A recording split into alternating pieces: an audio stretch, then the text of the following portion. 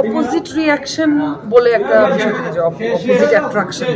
তো আমার আর ওর মধ্যে এই বিষয়টা আমার মনে হয় খুবই মানে সত্য আর কি, কারণ আমি খুবই এক্সট্রোভার্ট, ও খুবই ইন্ট্রোভার্ট। তো আমাদের এই অপোজিট অ্যাট্রাকশনটা আমার মনে হয় ওর ওই কামনেস, ওর ওই স্যাটেলনেসটা আমার খুব মানে আমাকে খুব ইমপ্রেস করেছে। ওর এক ধরনের সুন্দর সাইলেন্স আছে, আর ওর হাসি, ওকে আমি হাসাইতাম সারাক্ষণ, মানে নিজের পার্সোনালিটি লুজ করে সারাক্ষণ ওকে হাসাইতাম আর কি। হা হা হা করে হাসতেন।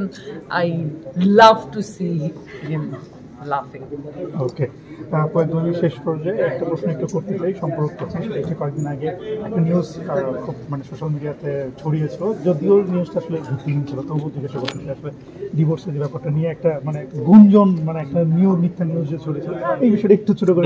এই কারণে আজকে আসলে আমি আমার মানে মূল কারণ আসলে মনে হয় এটাই যে আপনি কিন্তু বলছেন যে এটা মিথ্যা নিউজ ছড়িয়েছিল, ওটা তো নিউজ না, মানে সবাই জানে যে ওটা একটা জাস্ট আমি কথা বলেছে আমার সাথে ডিভোর্স নিয়ে, যে আপনি কি ভাবেন যে ইন্ডাস্ট্রিতে কাজ করলে বা অনেকেরই তো ডিভোর্স হয়ে যায় বিয়ের কয়দিন পরে, আপনার কাছে কি মনে হয় যে কেন এত ডিভোর্স হয়? প্রথমে আমাকে জিজ্ঞেস করছে আমি ভালো আছি কিনা, আমার বিবাহিত জীবন কেমন চলছে। আমি বলছি খুব ভালো চলছে, ফ্যান্টাস্টিক। বলে তাহলে যে এত ডিভোর্স হয় ইন্ডাস্ট্রির মধ্যে, এটা কেন হয়, কি করলে এই ডিভোর্স বন্ধ করা যায়?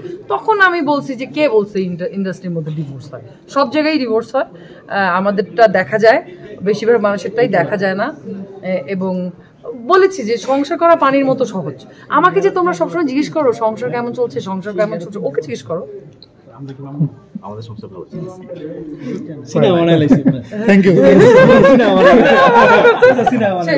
শেষ। Thank you so much.